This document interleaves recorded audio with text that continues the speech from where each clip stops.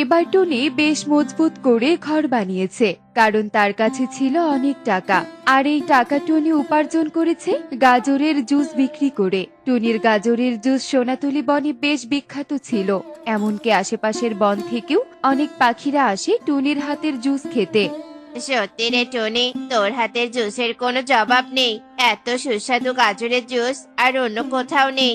আহা হা হা, যেমন রসালো তেমনই সুস্বাদু। দে দে টনি, তাড়াতাড়ি দে এক গ্লাস জুস। এই নাও তোতে দাদা, তোমার জুস। জানো তো তোতে দাদা, এই সুস্বাদু গাজরের জুসের রেসিপি আমি আমার মায়ের কাছ থেকে শিখেছি। আমার মাও ওপারের বনে গাজরের জুস বিক্রি করতো। ও তাই তো বলি, এত সুন্দর জুসের রেসিপি তুই পেলি কোথায়? এভাবেই টুনি রোজ রোজ বনের গাজরের জুস বিক্রি করত আর সন্ধ্যা হলেই বাড়িতে ফিরে আসতো।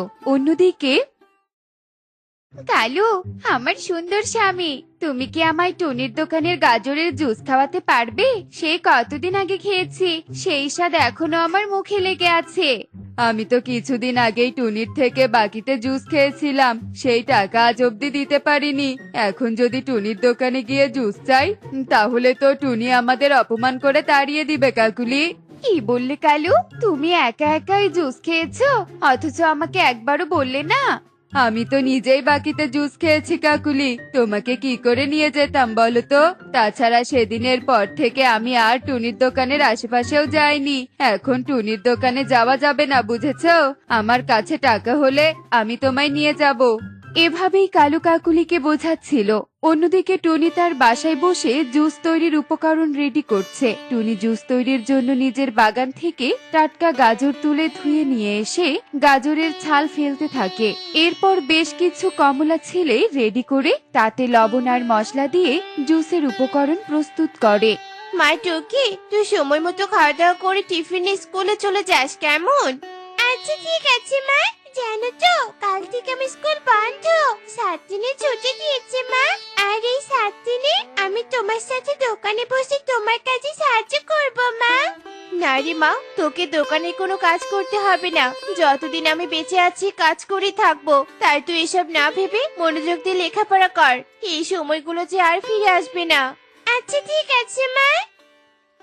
জুস বানাতে থাকলে সেখানে কাকুলি চলে আসে। টনি রে টনি, তেষ্টায় গলাটা শুকিয়ে আসছে, আমাকে বড় গ্লাস দিয়ে 1 গ্লাস জুস দে তো। সে না হয় দিচ্ছি কাকুলি দিদি, কিন্তু তুমি কি টাকা নিয়ে এসেছো নাকি কালু দাদার মতো বাকিতে জুস চাইছো? কালু দাদা কিন্তু কিছুদিন আগে আমার দোকানে এসে বাকিতে জুস খেয়ে গেছে, বলেছিল কাল পরশুর মধ্যে দিয়ে দিবে, কিন্তু আজও কালু দাদার কোনো পাত্তা নেই। এমনকি সেদিনের পর থেকে কালু দাদা আর আমার দোকানে ধারে কাছেও আসেনি। কালুর হাতে যখন টাকা হবে ও তোকে টাকা দিয়ে দেবে। আজ আমায় বাকিতে 1 গ্লাস জুস দে না রে টনি। ক্ষমা করো দিদি, আমি বাকিতে জুস বিক্রি করতে পারবো না। তোমাদের বাকিতে জুস খাওয়ালে তোমাদের আর নাগাল পাওয়া যাবে না। দয়া করে তুমি এখান থেকে চলে যাও কাকুলি দিদি। কি, তুই আমাকে জুস না দিয়ে এভাবে অপমান করে তাড়িয়ে দিচ্ছিস টনি? ঠিক আছে, আমি চলে যাচ্ছি, তবে একটা কথা শুনে রাখ, আমার নামও কাকুলি। আমি যদি তোর এই দোকান বন্ধ না করেছি, তাহলে আমি আমার নাম বদলে রাখবো, এই আমি বলে দিলাম। যাও যাও, এসেছে আমাকে ভয় দেখাতে। আমি কাউকে ভয় পাই না, পরিশ্রম করে উপার্জন করি, কারো হুমকিতে টুনি ভয় পায় না। আরে টুনি, হা করে ওদিকে তাকিয়ে আছিস কেন? আর কি এত বিড়বিড় করছিস বলতো? দে আমাকে চট করে 1 গ্লাস জুস দে দেখি। হ্যাঁ হ্যাঁ দাদা, এক্ষুনি দিচ্ছি। এই বলে টুনি কবুতরকে জুস খেতে দেয়।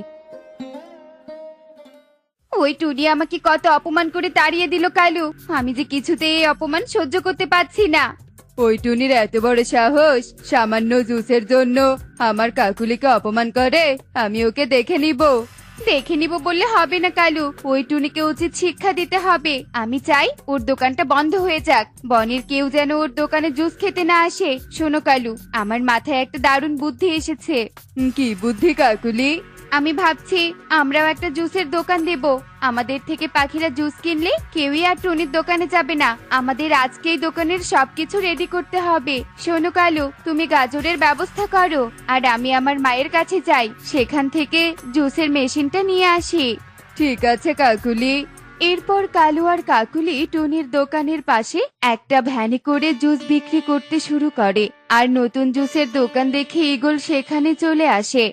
কি ব্যাপার কালু কাকুলি, তোরাও কিনা শেষমেশ নতুন ব্যবসা শুরু করেছিস? বাহ, বেশ ভালোই হয়েছে।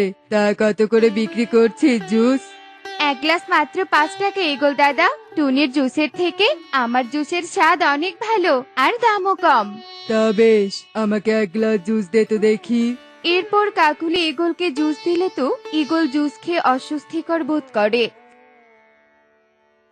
ছি ছি ছি ছি ছি ছি, এটা কোনো জুস হলো নাকি? ওয়াক থু, এমন জুস তো আমি ফ্রিতেও খাবো না। এসব কি বলছো ঈগল দাদা? এই জুসের স্বাদ তো বেশ ইউনিক। এবার দাও, টাকা দাও তো। ইউনিক না ছাই, খেয়ে মনে হচ্ছে যেন পানি খাচ্ছি। এসব তোরা কি ছাইপাশ বিক্রি করছিস? হ্যাঁ, আবার কিনা আমার কাছে টাকা চাইছিস? এক্ষুনি আমার ধারালো নখ দিয়ে তোদের জুসের দাম মিটিয়ে দিচ্ছি, দাঁড়া। ওরে বাবারে, কালু পালাও পালাও, নইলে আর রক্ষে থাকবে না। কালু কাকুলি পালাতে থাকে আর ঈগল তাদের পিছু পিছু ছুটতে থাকে। অন্যদিকে টুনি এসব দেখে হাসতে থাকে। এভাবেই দিন কাটছিল। একদিন, কালু, আমাদের ব্যবসা তো চলছেই না। শোনো, এক কাজ করো, টুনিদের বাড়িতে গিয়ে ওর উপর নজরদারি করো আর ওর জুসের রেসিপি জানার চেষ্টা করো, তবে ওর ব্যবসা বন্ধ করতে পারবো। কাকলের কথা মতো কালু টুনির বাড়িতে গিয়ে জানালার কাছে আড়ি পেতে বসে থাকে। এদিকে টুনি কালুকে দেখে ফেললে সে সবটা বুঝতে পারে। এই কালু দাদা নিশ্চয় আমার জুসের রেসিপি জানতে এসেছে। আমার ব্যবসা বন্ধ করার ফন্দি করছো তাই না কালু দাদা? দাঁড়াও, দেখাচ্ছি মজা। তাড়াতাড়ি করে জুসের উপকরণ তৈরি করে রাখি বাবা, তাহলে আর কষ্ট করে দোকানে গিয়ে সবকিছু রেডি করতে হবে না। প্রথমে দিয়ে নিব একটু পেঁয়াজ, তারপর একটু মরিচ, আর দিব কিছু নিম পাতা। ব্যাস, আমার সুস্বাদু জুস রেডি। টুনির মুখে এসব কথা শুনে কালু আর কাকুলি পেঁয়াজ, মরিচ আর নিম পাতা দিয়ে জুস তৈরি করে পাখিদের খাওয়ালে পাখিরা ভীষণ রেগে যায়। ছি, তোরা শেষমেশ কিনা আমাদের তেতো জুস খাওয়ালি, মুখের স্বাদটাই চলে গেল আমার। আমার তো বমি পাচ্ছে। থু, এই সবাই এদের ধরে উচিত শিক্ষা দাও, তবে এদের সুবুদ্ধি ফিরে আসবে। আমাকে ক্ষমা করে দাও তোমরা, আমি আর জুস বিক্রি করব না। আমি যা করেছি সবে কাকুলির কথাই করেছি। ছেড়ে দাও তোমরা, দয়া করে ছেড়ে দাও আমাদের। আমাদের যে ভুল হয়ে গেছে। হে, কি করছো তোমরা? থামো থামো সবাই, কালু দাদার কাকুলি দিদিকে ছেড়ে দাও। ওরা যে ওদের ভুলের জন্য অনুতপ্ত, তারা না বুঝে হয়তো ভুল করে ফেলেছে। টুনির কথায় সবাই কালু কাকুলিকে ছেড়ে দিলে কালু কাকুলি টুনিকে ধন্যবাদ দিয়ে সেখান থেকে চলে যায়। অন্যদিকে টুনি বাড়িতে ফিরে দেখে খরায় তার জমির গাজরগুলো নষ্ট হয়ে যাচ্ছে। হায় হায়, জমির গাজরগুলো তো দেখছি খরায় একেবারে শুকিয়ে যাওয়ার উপক্রম হয়েছে। এখন আমি কি করি? আমার কাছে তো অনেক গাজর আছে জুস তৈরি করার মতো। এই গাজরগুলো দিয়ে আমি কি করব? শুকিয়ে যাওয়া গাজর তো কেউ কিনতেও চাইবে না। আরে, পেয়েছি বুদ্ধি। কাকুলি দিদি তো বেশ ভালো গাজরের সবজি রান্না করতে পারে। ওদের তো এখন কোনো কাজও নেই। আমি বরং কাকুলি দিদিকে গাজরগুলো দিয়ে আসি। এরপর টুনি তার জমির গাজর তুলে নিয়ে কাকুলির বাড়িতে যায়। কি রে টুনি, তুই হঠাৎ এতগুলো গাজর নিয়ে এসেছিস কেন? কাকুলি দিদি, আমার জমির গাজরগুলো শুকিয়ে গেছে আর কদিন গেলে গাজরগুলো নষ্ট হয়ে যেত।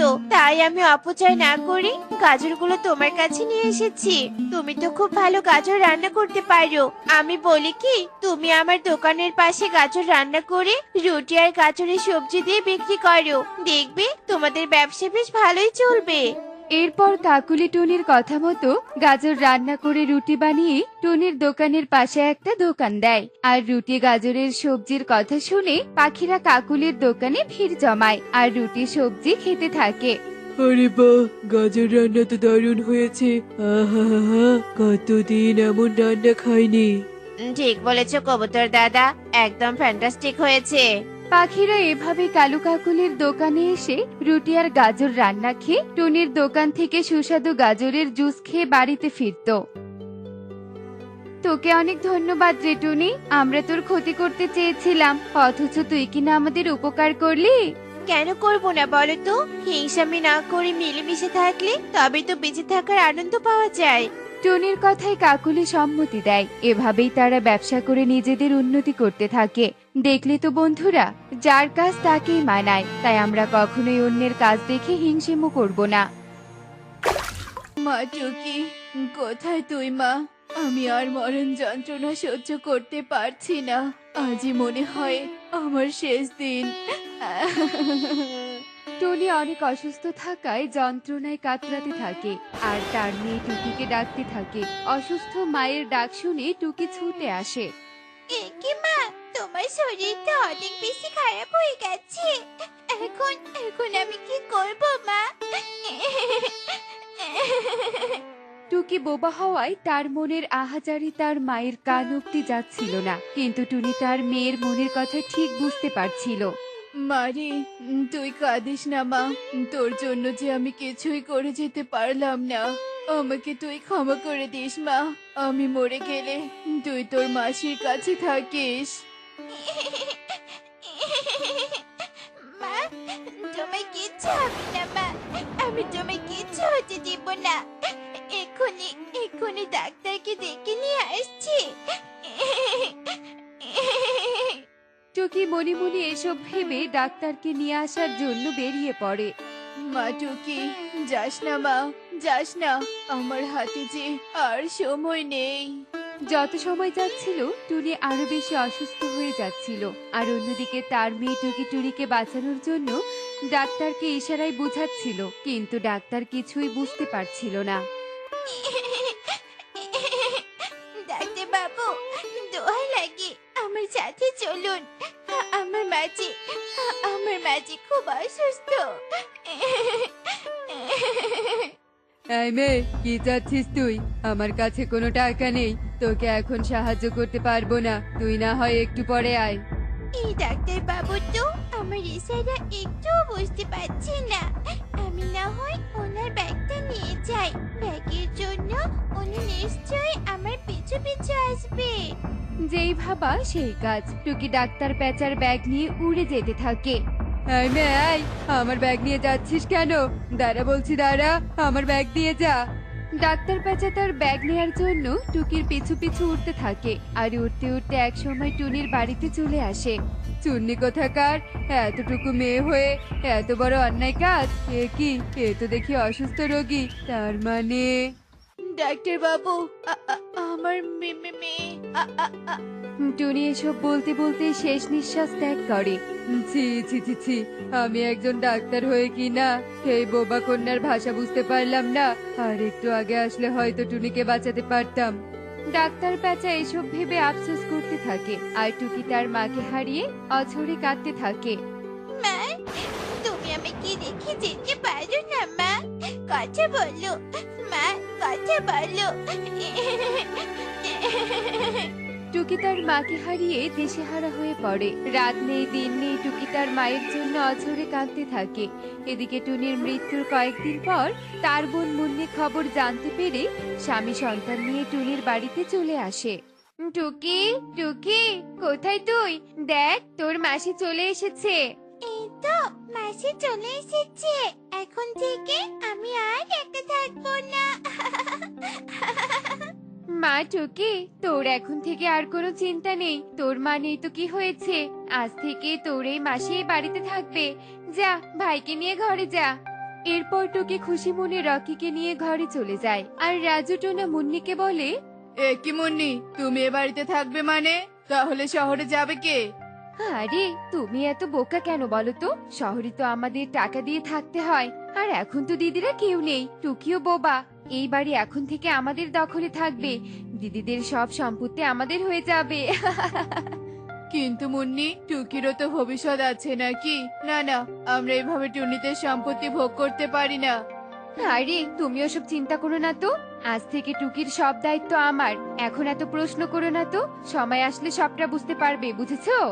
মুন্নি এসব বলে রাজু টোনাকে নিয়ে ঘরে চলে যায়, আর দেখতে দেখতে এভাবেই কয়েকদিন কেটে যায়, আর মুন্নিরও আসল রূপ বাহিরে বেরিয়ে আসে। কিরে টুকি, তুই প্লেট হাতে নিয়ে এখানে কি করছিস? মাসি, আমার খুব ক্ষুধা পেয়েছে, আমাকে একটু খাবার দাও না। টুকি ইশারায় তার মাসিকে খাবার দেওয়ার কথা বলে, কিন্তু মুন্নি সবটা বুঝেও না বোঝার অভিনয় করে। বুঝেছি, এইটুকি খাবার চাচ্ছে। আমিও কম চালাক না টুকি। তোকে তো খাবার দিয়ে দূরের কথা, তোকে দিয়ে এখন থেকে আমি কাজ করিয়ে নিব। ও বুঝেছি, বাইরে অনেক নোংরা থালা বাসন দেখে তোর এসব পরিষ্কার করতে ইচ্ছে করছে, তাই তো? যা টুকি, আমার কোনো সমস্যা নেই, সব থালা বাসন সুন্দর করে ধুবি কিন্তু। মুন্নি কথা বলে ঘরে গিয়ে বিশ্রাম নিতে থাকে, আর টুকি কোনো উপায় না পেয়ে থালা বাসন মাজতে থাকে। মাসির কাছে খাবার চাইলাম, আর মাসি কিনা উল্টোটা বুঝলো। আমার যে খুব খিদে পেয়েছে, কাজ করতেছে, আমার অনেক কষ্ট হচ্ছে। টুকি এসব ভেবে কাঁদতে কাঁদতে সব কাজ করে ফেলে, আর প্রত্যেকদিন মুন্নি টুকির বোমাকে অস্ত্র হিসেবে ব্যবহার করতে থাকে। বাবা রকি, এই নে বাবা, তোর জন্য আমি আইসক্রিম নিয়ে এসেছি।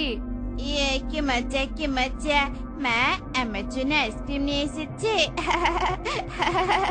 মা, তুমি টুকি দিদির জন্য আইসক্রিম নিয়ে আসোনি?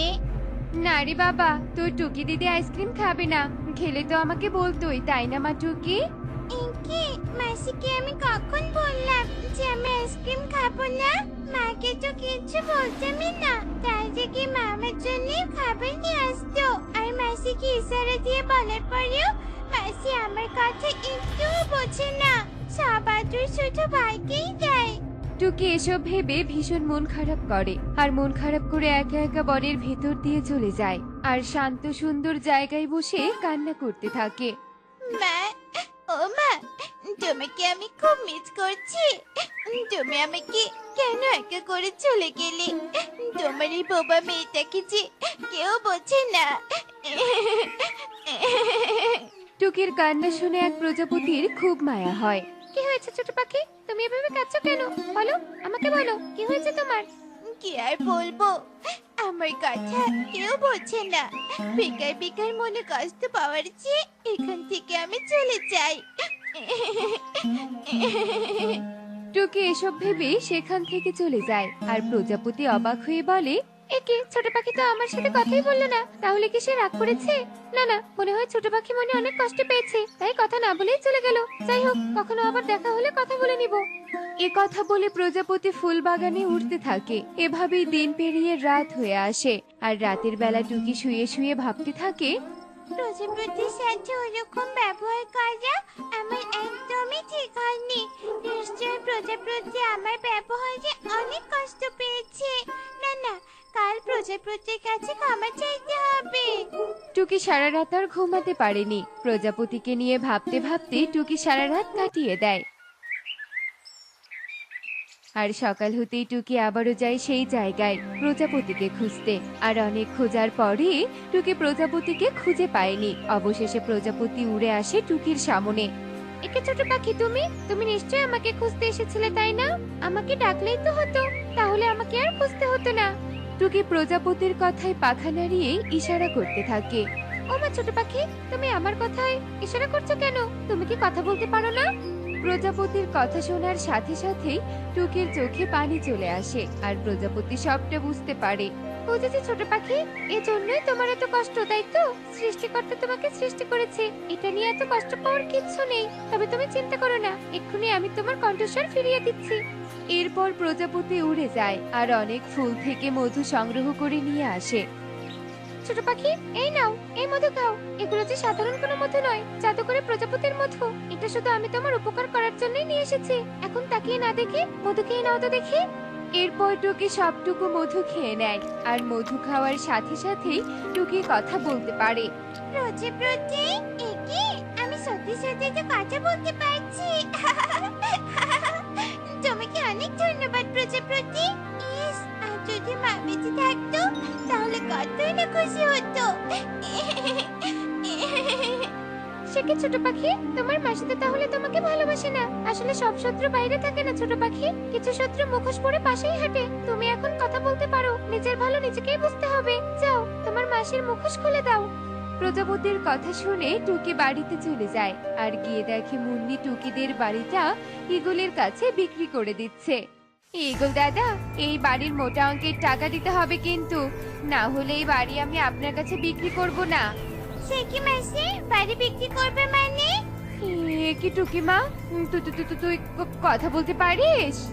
সেসব কথা পরে হবে। আগে বলো, তুমি আমার বাবার বাড়ি বিক্রি করতে যাচ্ছ কেন? মানে না মানে, এই বাড়ি রেখে কি লাভ বলতো? এই বাড়ি বিক্রি করে তোকে আমরা শহরে নিয়ে যাব। খবরদার মাসি, এই কথা কখনো বলো না। এটা আমার বাবা মায়ের বাড়ি, এখান থেকে আমি কোথাও যাব না। আর তোমরা যদি জোর করে বাড়ি বিক্রি করো, তাহলে কিন্তু আমি পুলিশকে জানাবো। পুলিশের কথা শোনার সাথে সাথে মুন্নির মুখ চুপসে যায়। না না মা টুকি, পুলিশকে ডাকতে হবে না। আমরাও এই বাড়ি বিক্রি করব না, তোকে নিয়ে এখানেই থাকবো। আচ্ছা ঠিক আছে মাসি, তোমরা থাকো, তাতে আমার কোনো সমস্যা নেই। কিন্তু তোমরা আমার কাছে পাখি হয়েও আমাকে কষ্ট দাও, এটা আমার সহ্য হয় না মাসি। মা বলেছিল, মা না থাকলে তুমি আমাকে মায়ের আদর দিবে, কিন্তু তুমি তো শুধু ভাইকে আদর করো। মারে, আমি যে লোভে অন্ধ হয়ে গিয়েছিলাম। বোনের মেয়ে মানে তুই যে আমারও মেয়ে, এটা আমি ভুলে গিয়েছিলাম। তুই আমাকে ক্ষমা করে দিস মা। মুন্নি তার ভুল বুঝতে পায় আর টুকিকে আপন করে নেয়। এরপর থেকে টুকিকে তার মায়ের অভাব মুন্নি আর একটুও বুঝতে দেয় না। এভাবেই জীবনে সুখ শান্তি ফিরে আসে। এমনই সব মজার মজার শিক্ষণীয় টুনি পাখির গল্প দেখতে আমাদের পাশেই থেকো। আর গল্পগুলো কেমন হচ্ছে তা কমেন্টে জানাতে ভুলো না কিন্তু। Bye bye.